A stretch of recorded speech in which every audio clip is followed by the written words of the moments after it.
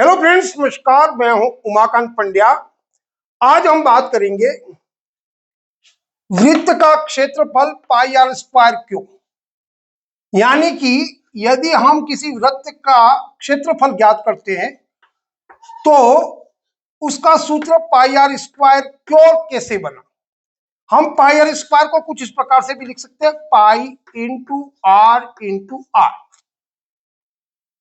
हम कुछ यहां इस प्रकार की भाषा का प्रयोग करेंगे जिससे साधारण स्टूडेंट भी बड़े ही आसान भाषा में इस बात को समझ जाए कि इसके सूत्र का निर्माण पाई आर स्क्वायर क्यों हुआ।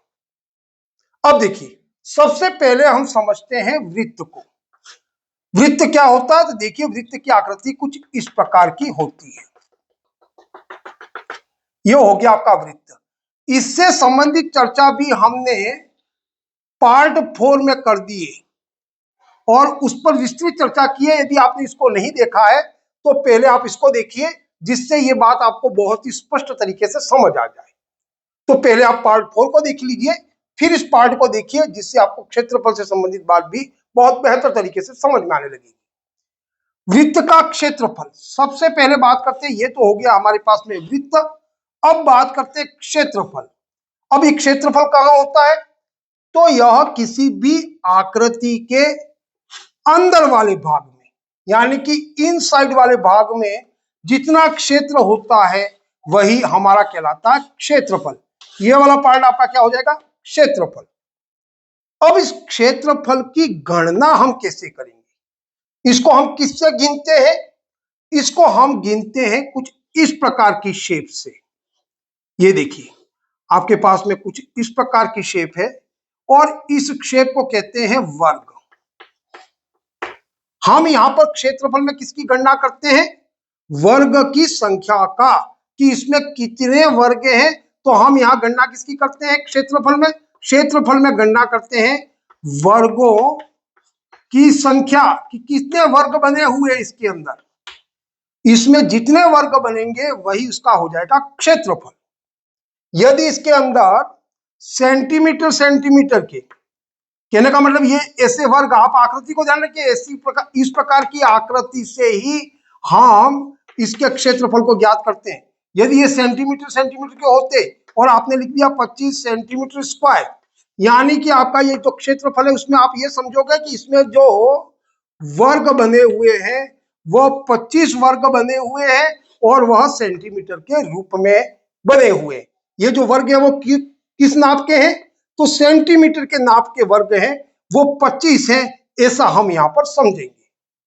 पर अब आप यहां देखिए, ये सब समझने के लिए आप सबसे पहले इस बात पर फोकस कीजिए कि यदि इसकी गणना हम वर्ग से करते हैं तो क्या हम स्पष्ट रूप से किसी साधारण व्यक्ति को यह समझा सकते हैं कि इसमें इतने वर्गों की संख्या है।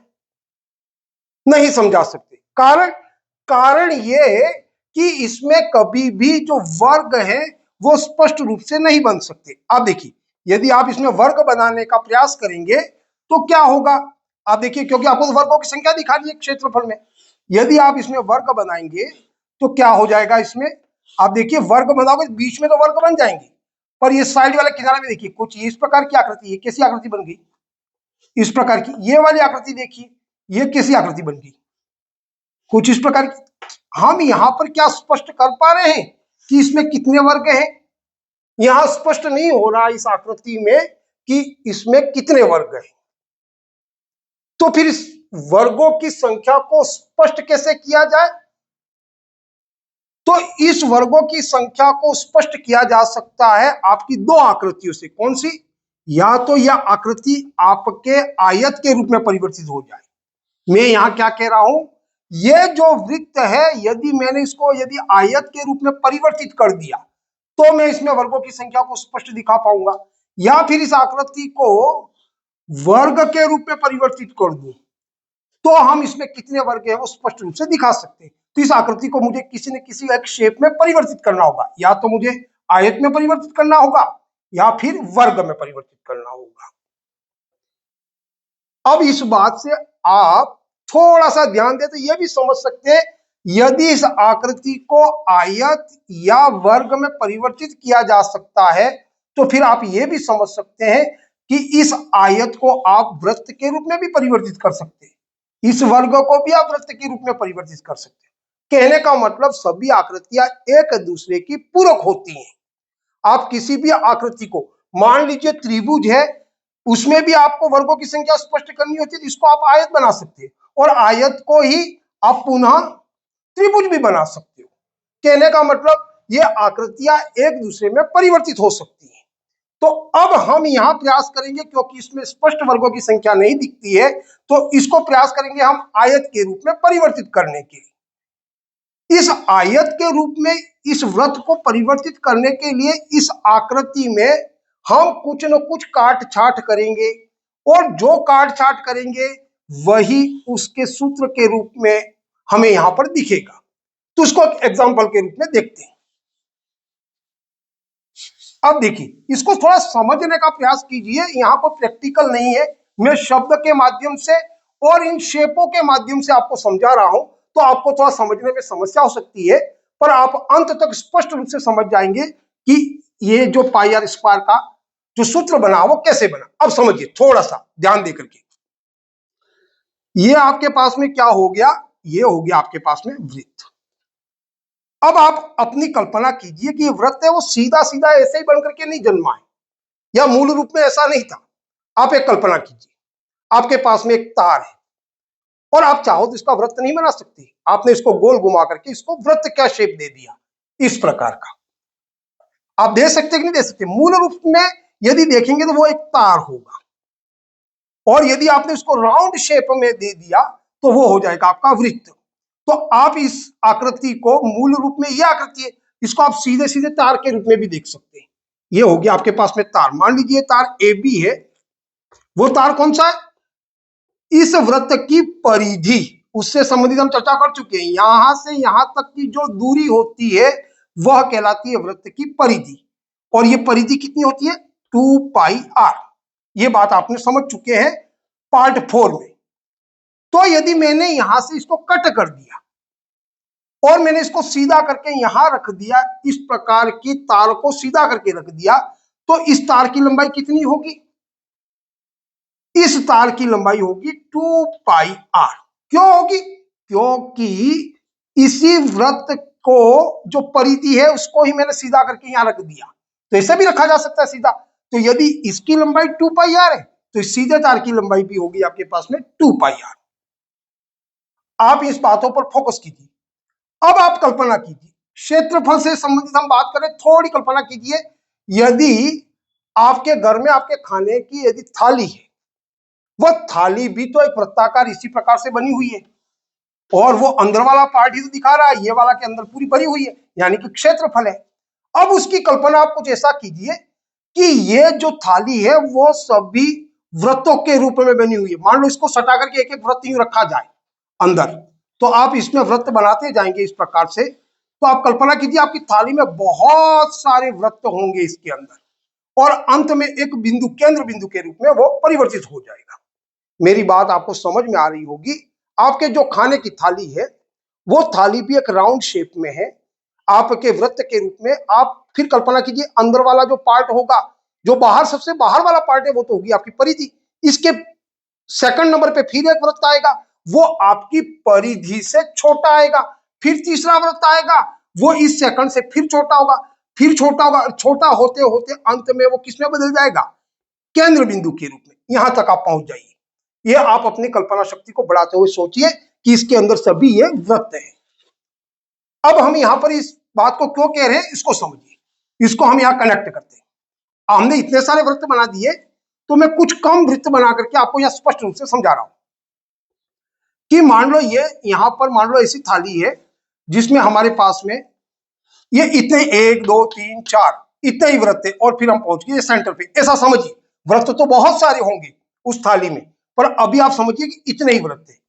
और इन सभी वृत्तों को मैं क्या चाहता हूं, किसी कटर मशीन से काटना चाहता हूं कि ये सभी वृत्त कट जाए। इसको तो मैंने काट करके, ये पहले वाला यहां से एक जगह से काटते ही ये वाला आपके पास में आ गया यहाँ 2 पाई आर के रूप में, क्योंकि ये निचला पार्ट क्या हो गया? परिधि। ये सबसे बड़ी लाइन है, यदि मैं इसको सीधा करूं तो ये सबसे लंबा तार है। अब यदि मैं कटिंग यहां से करूंगा, यहां से काटूंगा इस लाइन को, यहां से, फिर यहां से काटा, तो इस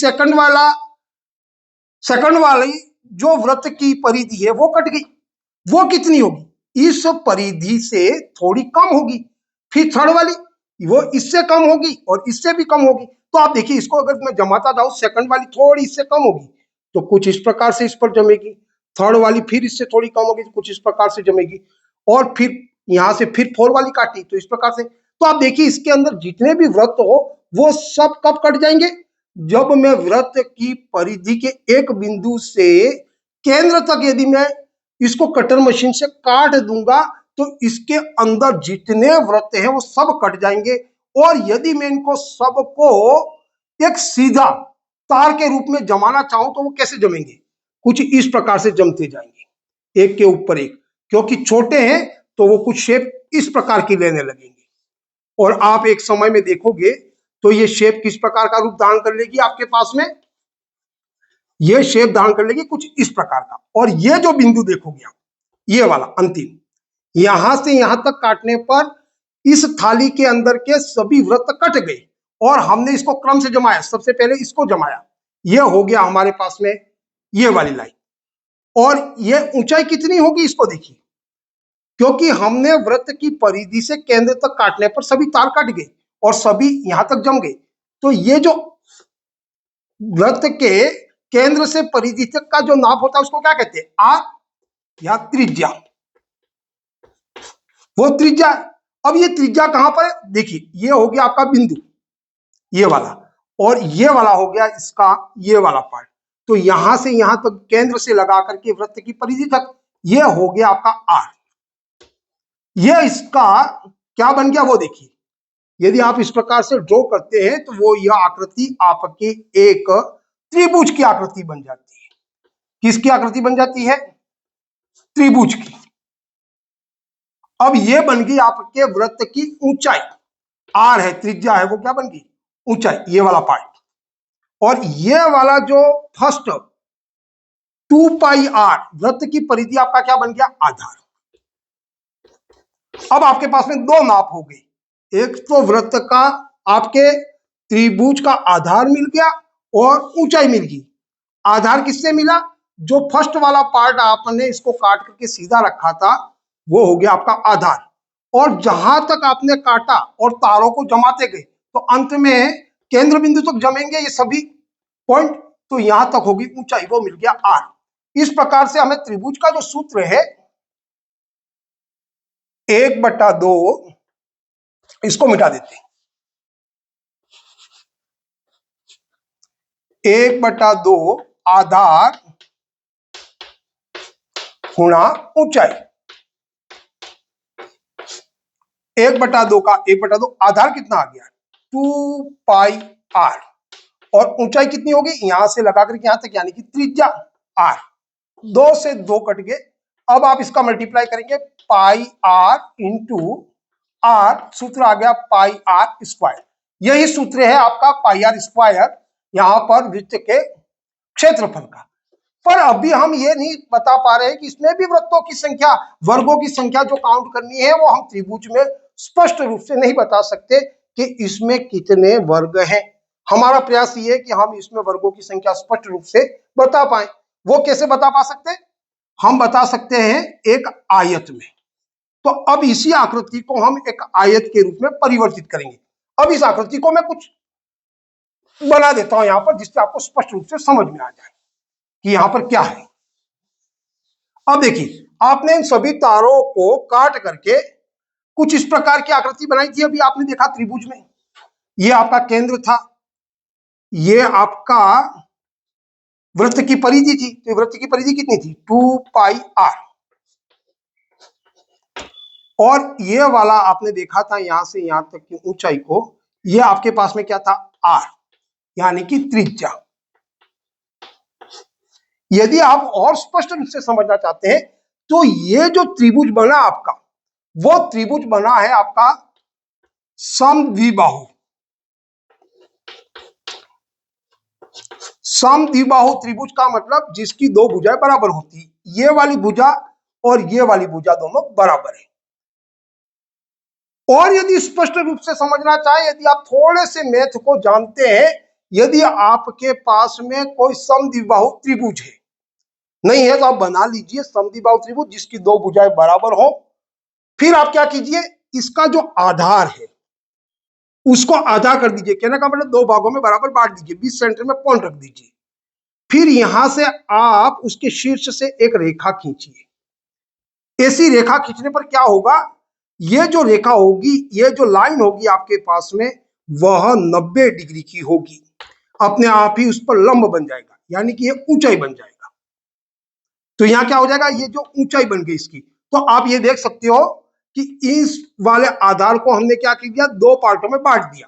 तो हम यहाँ त्रिभुज का नाम रख देते ए, बी और सी, और इसका नाम रख देते डी। एडी, एडी लंब पड़ गया। ये जो एडी था वो आपने लंब डाल दिया यहां से ए शीर्ष से लगा करके डी तक। और ये कैसा होगा, क्योंकि मिड सेंटर में मिला करके यदि आप शीर्ष से मिलाओगे तो ये 90 डिग्री का कोण भी अपने आप बन जाएगा और ये इसकी ऊंचाई भी हो जाएगी। अब क्या हुआ, इससे ये दो भागों में बढ़ गया। एक त्रिभुज तो आपके पास में ये हो गया, दूसरा त्रिभुज ये हो गया। अब इन त्रिभुजों के हम नाम रख देते हैं समझने के लिए। अब देखिए ये वाले त्रिभुज कैसे बन गए, दोनों समकोण त्रिभुज बन गए। ये नाम देखिए ए बी डी, एक त्रिभुज क्या बन गया, इस प्रकार से बना। यहां 90 डिग्री का कोण बन गया, ये 90 डिग्री का कोण हो गया। और ये वाली भुजाएं देखिए, इसको हमने दो भागों में बांट दिया, यानी पूरी लंबाई जो थी वो 2πr थी, दो भागों में बांट दिया, यानी कि दो से हमने भाग कर दिया, दो से। तो ये कितना बचा, ये वाला भाग हो गया πr, और ये भाग कितना हो गया πr। यदि आप πr में πr को जोड़ देते हैं, πr प्लस πr, तो ये कितना हो जाएगा 2πr। तो ये पूरी लाइन होगी आपके पास में 2πr, और इसको दो भागों में बांट दिया तो ये भी लाइन होगी πr, ये होगी आपके पास में πr, ये होगी आपकी ऊंचाई। तो यह देखिए ये ऊंचाई होगी, ये माप कितना हो गया, क्या नाम रख देते हैं ए बी डी। ये हो गया ए बी और ये हो गया डी। अब बी डी कितना है πr, πr लिख दिया। अब इस वाले त्रिभुज को देखिए, ये वाला त्रिभुज भी ऐसा ही बना, और ये भी समकोण त्रिभुज है, और इस प्रकार से इसका नाम कितना हो गया ए डी और ये सी, तो इसका नाम हो गया ए डी और सी। अब यहां देखिए, यहां पर यदि ये वाली जो लाइन है आपके बीच वाली, ये जो लाइन है वो दोनों ही त्रिभुजों की उभयनिष्ठ रेखा है, यानी कि ये वाली लाइन ही ये है और ये वाली लाइन ही ये है। अब यहाँ एडी और एडी दोनों बराबर है, क्योंकि ये दोनों ही लाइनें ये उभयनिष्ठ रेखा है, यानी कि ये वाला और ये वाला बराबर हो गया। ये कितना है, अभी आपको मैंने बताया था, ये है आपका आर त्रिज्या, यानी कि ये कितना हो गया आर, तो ये कितना हो गया आर। अब इसको थोड़ा समझने के लिए दोनों नाम यहाँ एक जैसे हो गए, इसके थोड़े नाम पर ए बी, और इसको कर देते हैं अभी थोड़ी देर के लिए सी, और यहां लिख देते हैं, इसका नाम थोड़ा बदल देते हैं डी ई और एफ। अब पाई आर, ये भी पाई आर, ये अब देखिए बी सी और ई एफ बराबर है, पाई आर ये है तो पाई आर ये है, ये दोनों कैसे प्राप्त हुए, ये आधार के दो टुकड़े करने पर बराबर पाई आर और ये पाई आर हो गए। ये ऊंचाई दोनों की सेम है, ए सी और डीई दोनों यही ऊंचाइयां हैं, तो ये दोनों भी बराबर होंगी। और ये 90 डिग्री का कोण है, तो यहां पर भी ये 90 डिग्री का कोण बन गया। इस प्रकार से आपको दो समकोण त्रिभुज प्राप्त हो गए। अब हमको इसमें किसमें परिवर्तित करना है, आयत के रूप में। हम इसको कैसे परिवर्तित करके देख सकते हैं, इसको देखिए। अब ये चीजें हमको प्राप्त होगी, ये दोनों भुजाएं बराबर है, ये दोनों भुजाएं बराबर है, तो हमें क्या करना है, आयत बनाने के लिए जो भुजाएं बराबर है उसको आमने सामने रख देंगे, तो वो बन जाएगा हमारा आयत। तो अब यहां देखिए हम इसको आमने सामने कैसे रख सकते हैं। अब देखिए यदि ये वाली आकृति ए बी सी है, उसको थोड़ा सा यूं घुमा दे, यूं घुमा दिया, तो आपके इसको यूं करके, या ऐसा समझिए आपने इस आकृति को थोड़ा खड़ा कर दिया। कैसे खड़ा कर दिया, इस आकृति को देखिए, आपने यहां से थोड़ा खड़ा करके आपने इस आकृति को कुछ इस प्रकार से बना दिया। अब देखिए बी कहां पर चला गया आपका, यहां पर, इसको खड़ा कर दिया, बी यहां आ गया, सी कहां आ गया यहां पर, और ए कहां पर आ गया यहां पर। अब देखिए ये वाला AC वो यहां पर है और ये वाला पार्ट AB वाला पार्ट कहां है, ये रहा आपका, और BC वाला पार्ट ये वाला कहां है, यहां रहा।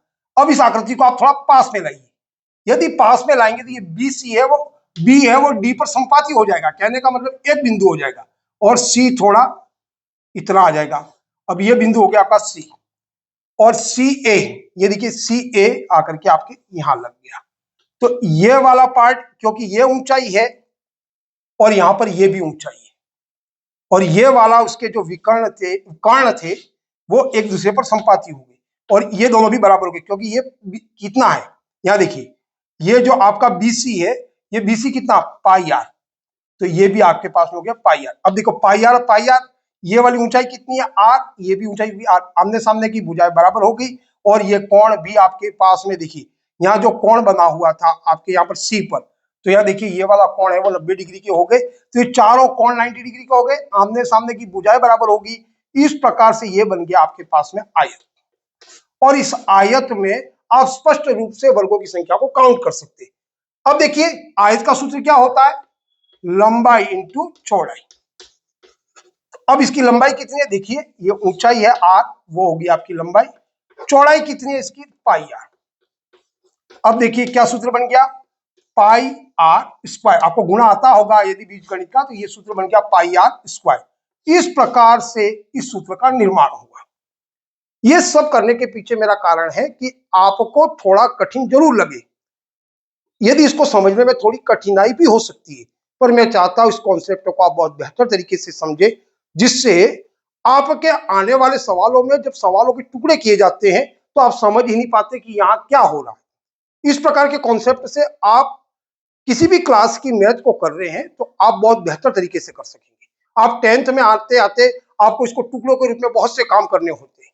हम जब 10th की मैथ को करेंगे तो आपको उसको करने में बड़ी ही सरलता प्राप्त होगी, और आप बड़े ही आसान तरीके से इसको हल कर पाएंगे। आज के लिए बस इतना ही। जय हिंद, जय भारत।